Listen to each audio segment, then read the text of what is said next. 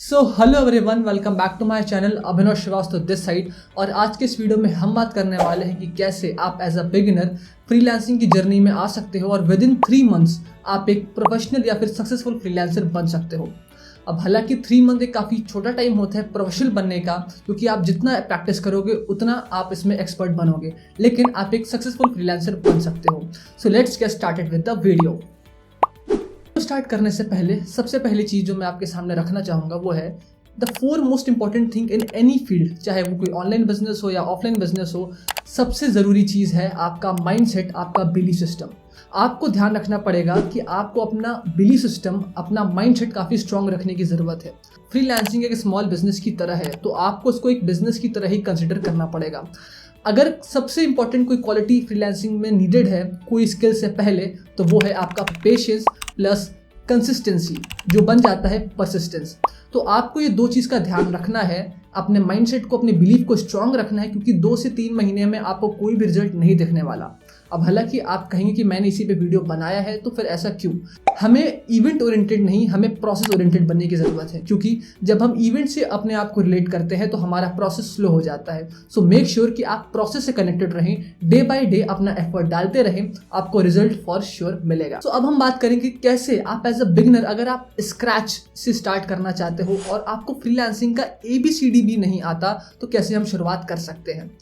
सबसे पहले कि मैं आपको बता दूं कि फ्रीलांसिंग में आपको आने से पहले कोई एक स्किल को चूज़ करना पड़ेगा। बहुत सारी स्किल्स होती हैं, content writing, social media marketing, और आपके स्क्रीन पे अभी सारी स्किल्स लिस्टेड हैं। तो आप इनमें से कोई भी स्किल चूज़ कर सकते हो।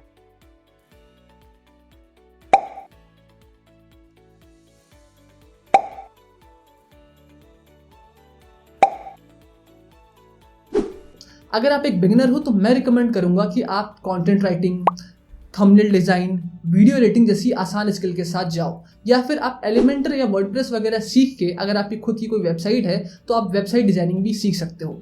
ये सारी स्किल्स काफ़ी आसान है सीखने में। काफ़ी लोग इस प्रोसेस में फेल कर जाते हैं क्योंकि वो पेशेंट नहीं होते हैं। वो तुरंत कुछ भी थोड़ा बहुत सीख लेते हैं, उसके बाद तुरंत ही मार्केट में कूद जाते हैं। नहीं, ये बिल्कुल गलत है। Half knowledge is too dangerous. आप कोई भी स्किल को सीखने में अपना टाइम स्पेंड करना है। आप चाहे वीडियो एडिटिंग सीखिए, चाहे कंटेंट राइटिंग सीखिए, चाहे वेबसाइट डिजाइनिंग सीखिए, चाहे थंबनेल डिजाइनिंग सीखिए। अब ये सारे स्किल को सीखने के लिए 1 हफ्ते से ज़्यादा का टाइम आपको नहीं लगेगा, लेकिन मैं आपको 2 हफ्ते इसलिए दे रहा हूँ ताकि आप अपने पेस पे, अपने टाइम पे इस स्किल को अच्छे से सीख सके और सारी चीज़ों के बारे में, हर टूल के बारे में जानकारी प्राप्त कर सके। आपको 2 से 3 हफ्ते स्किल्स को देने हैं। Now the second part is to build your portfolio. अब अपना पोर्टफोलियो कैसे बनाएं? आपको किसी के पास जाने की ज़रूरत नहीं है, किसी के लिए फ्री में काम करने की ज़रूरत नहीं है। आपने अभी तक 2 से 3 हफ्तों में जो भी कुछ सीखा, और हाँ, आप अगर जानना चाहते हो कि कहाँ से क्या चीज़ें सीखनी है, तो डिस्क्रिप्शन में आपको हर सोर्सेज के लिंक मैं डाल दूंगा।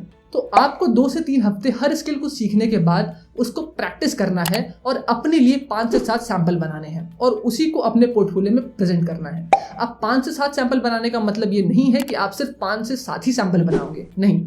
फॉर एग्जाम्पल, आप कंटेंट राइटिंग में हो, आपको टेक्नोलॉजी में इंटरेस्ट है, तो आपने कोई नीश चुनी, उसमें कोई टॉपिक उठाया, गूगल पे सर्च किया, टॉप 10 बेस्ट स्मार्टफोन अंडर 20,000। अब आप इस पे 5 to 7 पे आर्टिकल्स लिख सकते हो। अगर ग्राफिक डिजाइनिंग या थंबनेल डिजाइन में आना है तो किसी भी अपने फेवरेट क्रिएटर का वीडियो उठाइए और उस पे उनके वीडियोस को देख के 5 से 7 जो है थंबनेल डिजाइन करिए। इस तरीके आप अपनी स्किल में इसको इम्प्लीमेंट कर सकते हो। अब मैं इस फंडामेंटल को कहता हूं जो मैं हमेशा से अपने लिए यूज़ करता आ रहा हूं और इसमें मुझे काफ़ी अच्छा रिजल्ट मिला है, और मैं अपने फेलो मेट्स को, जो भी लोग मुझसे पूछते हैं, मैं उनको यही सजेस्ट करता हूं, to be your own first client. आपको खुद का क्लाइंट बनना है, अपने काम को रिव्यू करना है और जो भी चीज़ें आपने 2 से 3 हफ्ते में स्किल में सीखी हैं उसको इम्प्लीमेंट करना है, काम को एनालाइज करना है और देखना है कि क्या आपके डिज़ाइंस में, आपके काम में इंप्रूवमेंट है या नहीं, और अपने टॉप 5 या 7 वर्क्स को अपने पोर्टफोलियो में रिप्रेजेंट करना है। Now get started with our third point. तीसरा पॉइंट है to launch yourself in the market. अब आपको कहाँ पे लॉन्च करना है ये भी मैं आपको बताता हूँ। सबसे पहले जो ट्रेडिशनल तरीका है फ्रीलांसिंग में आने का, आपको हर प्लेटफॉर्म पे, चाहे वो फाइवर हो, चाहे वो अपवर्क हो, चाहे वो गुरु हो, चाहे वो ट्रू लॉन्सर हो, हर प्लेटफॉर्म पे अपनी प्रोफाइल को वेल ऑप्टिमाइज करके बना देना है। आपको नेक्स्ट डे से या फिर अगले हफ्ते या 1 महीने के अंदर कोई भी प्रोजेक्ट नहीं आने वाला, या यहाँ तक 6 महीने, लिसन केयरफुली, आपको 4 महीने, 6 महीने या 1 साल भी लग सकते हैं अपना पहला क्लाइंट लैंड करने में थ्रू फाइवर या अपवर। उसका रीज़न है यहाँ पे बहुत ज़्यादा रश है और आप एक बिगिनर हो और यहाँ पे काफ़ी एक्सपर्ट फ्रीलांसर हैं जिनके पास आपसे अच्छा पोर्टफोलियो और एक्सपीरियंस है। तो करना क्या है, आपको फेसबुक ग्रुप्स ज्वाइन कर लेने हैं। जो भी स्किल है उसके रिगार्डिंग आपको फेसबुक ग्रुप्स में जाना है, अपने स्किल्स के थ्रू देखना है कि कैसे कैसे क्लाइंट वहाँ पे हैं, क्या क्या काम है। अपने जो भी स्किल, जो भी आपका नॉलेज है, जितना भी आपको आता है उस हिसाब से आपको प्रोजेक्ट को पिच करना है। और स्टार्टिंग में ध्यान रखिएगा कि आपको 8 से 10 प्रोजेक्ट जो लेने हैं उसमें आपको काफ़ी लो वेजेस पे काम करना पड़ सकता है, कम वेजेस पे, मिनिमम वेज पे, या एक एवरेज अमाउंट आपको लेना, क्या एकदम ही लो या फ्री में काम तो बिल्कुल भी नहीं करना है। आपको इस चीज़ का ध्यान रखना है। इसीलिए मैंने आपको पहले बोला सैंपल्स रेडी करने। मैं जानता हूं कि फेसबुक ग्रुप में बहुत सारे स्कैम्स होते हैं, बहुत सारे इश्यूज होते हैं, तो आपको थोड़ा शेयर रहना पड़ेगा कि कैसे आप अच्छे क्लाइंट को ढूंढ सकते हो। आपको उनके पोस्ट को देखना है, उनकी डिमांड को देखना है, उनके रिक्वायरमेंट को देखना है कि वो लेजिट है या नहीं, और उसके बाद ही उनको रीच आउट करना है अपने सैंपल्स और अपने पोर्टफोलियो के साथ। और मैं यहाँ पे आपको एक चीज़ रिकमेंड करूँगा कि आप कैनवा पे जाके अपने एक पोर्टफोलियो बना सकते हो, अपने एक्सपीरियंसेस, अपने थॉट्स, अपने आइडियाज़, उस काम को रिगार्डिंग क्या क्या है, आप क्या और इनोवेटिव कर सकते हो अपने क्लाइंट की ग्रोथ के लिए। एक जनरल पॉइंट ऑफ व्यू से, किसी के लिए स्पेसिफिक नहीं बनाना है। स्टैंड आउट कर पाओगे मार्केट के क्राउड से। मैं हमेशा एक चीज़ कहता हूँ कि मार्केट में कॉम्पिटिशन नहीं है, सिर्फ क्राउड है। There is a huge difference between crowd and competition. Crowd में सब आते हैं, लेकिन कंपटीशन में सिर्फ स्किल्ड लोग आते हैं जिनके पास नॉलेज है अपने स्किल या सर्विस की। सो आप मार्केट में आ गए, आपने एक्सपीरियंस ले लिया। अब आपको क्या करना है, अब आपको जाना है लिंक्डइन पे, अपनी प्रोफाइल को ऑप्टिमाइज करना है। जो भी स्किल है आपको उसके रिगार्डिंग सर्टिफिकेट्स वगैरह लेने हैं। HubSpot पे, कोर्सेरा से, अलग अलग जगह से आपको फ्री में 12 आवर टू 48 आवर के कोर्सेज होते हैं, वहाँ से आप सर्टिफिकेट ले सकते हो। उसको डालना है, अपनी प्रोफाइल को ऑप्टिमाइज करना है और ऐसे लोगों को कनेक्शन सेंड करना है या कनेक्शन बिल्ड करना है जो या तो आपके सर्विस में एजेंसी ओनर्स हैं, कंपनीज ओनर हैं, या फिर उसमें काम करते हैं, या उसके फ्रीलांसर हैं। फॉर एग्जांपल, आप एक कंटेंट राइटर हो तो आपको content writing agency, content writing freelancer या ऐसे बंदे जो कंटेंट राइटिंग एजेंसी में काम करते हैं उनके साथ कनेक्शन बिल्ड करना है। अब जो एजेंसी ओनर हैं आपको उनको पिच करना है, जो फ्रीलांसर्स हैं उनके साथ कनेक्शन बिल्ड करना है, उनसे ओपिनियन लेना है, सजेशन लेना है और हेल्प करनी है।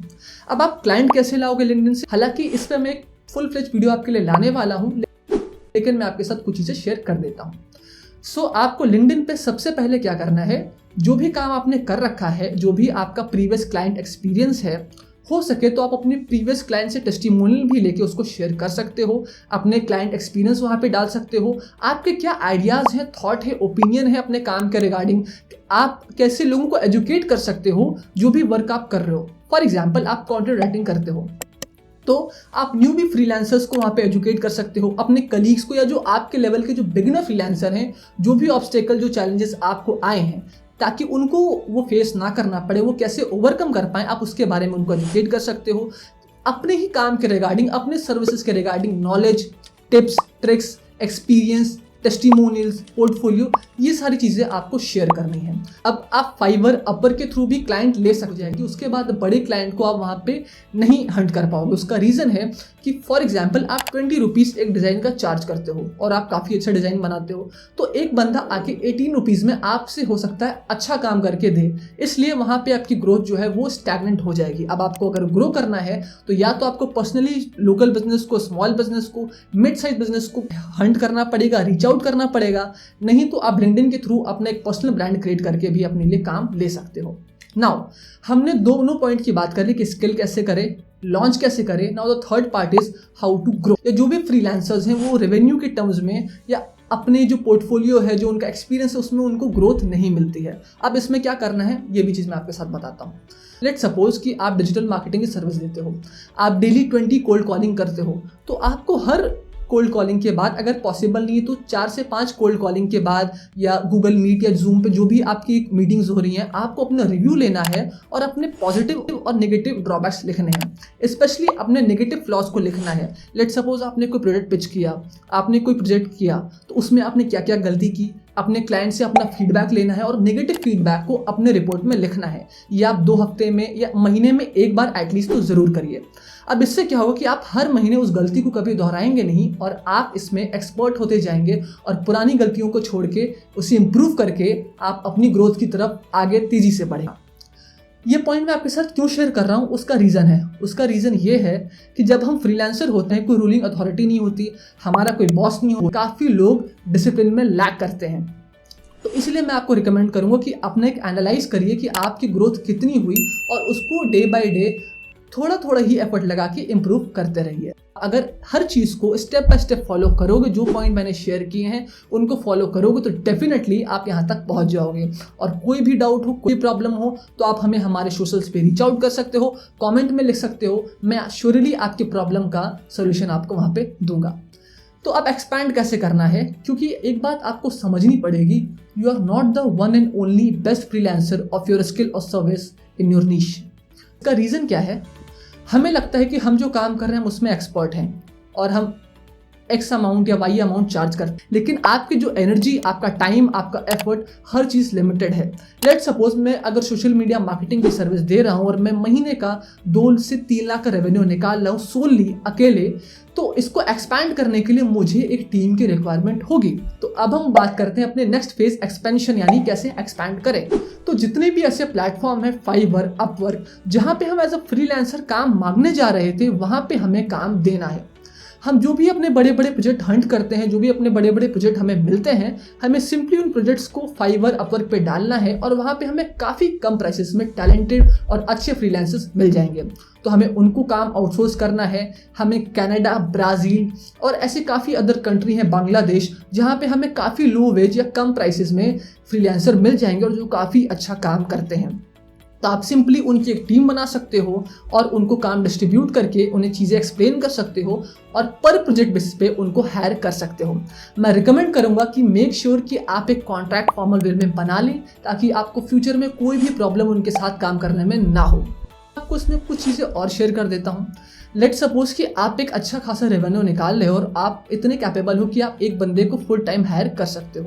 तो आपको एक वर्चुअल असिस्टेंट या मैनेजर टाइप का रखना है, जो आपके सारे फ्रीलांसर्स को मैनेज करेगा, उन सबको काम डिस्ट्रीब्यूट करेगा, काम समझाएगा, जिससे आपकी हेडेक कम होगी। उनकी पेमेंट, उनको कैसे हायर करना है नए फ्रीलांसर्स को, कौन काम कर रहा है, नहीं कर रहा है, आपको सारी चीज़ें वो कंसाइज करके रिपोर्ट करेगा और अपना पूरा टाइम सोली फोकस कर पाओगे आउटरीचिंग में, क्लाइंट हंटिंग में। था 4 टिप्स जो आप फॉलो कर सकते हो। विद इन 3 मंथ्स आपको काफ़ी इफेक्टिव रिजल्ट मिलेंगे। अब हो सकता है कि किसी को 2.5 महीने में रिजल्ट मिले, किसी को 4 महीने में, किसी को 6 महीने में। उसका रीज़न ये है कि अगर आप इन चीज़ों को day by day consistently follow करोगे तो आपको रिजल्ट तो मिलेंगे, लेकिन हर आदमी, हर पर्सन का अलग एक पेस होता है लर्निंग का और एग्जीक्यूशन का।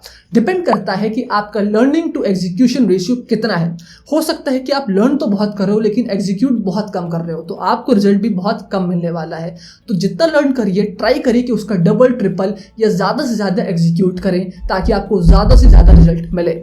आई होप कि आपको वीडियो पसंद आया होगा। अपने ओपिनियन, अपने सजेशन या जो भी चीज़ें आपको जाननी है, मेक श्योर कि आप कमेंट में उसे डालिए। सो आई होप कि आपको वीडियो अच्छा लगा होगा and best of luck for your future freelance journey. Bye bye.